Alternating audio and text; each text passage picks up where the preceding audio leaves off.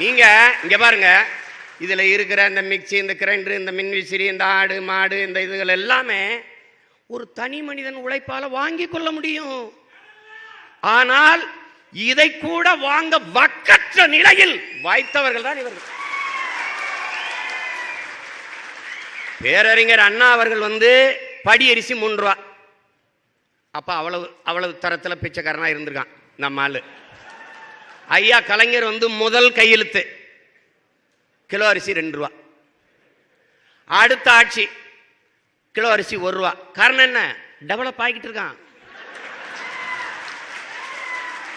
2 ரூபா கொடுத்து 1 கிலோ அரிசி வாங்கி சாப்பிடுற நிலைமையில் தான் அன்றைக்கு தமிழ் மக்கள். அதற்கு பிறகு வளர்ந்துட்டான், 1 ரூபா தான் இருக்கு. அதற்கு பிறகு வந்த அரசு ஆட்சி, அதுவும் முடியல, இலவசம்.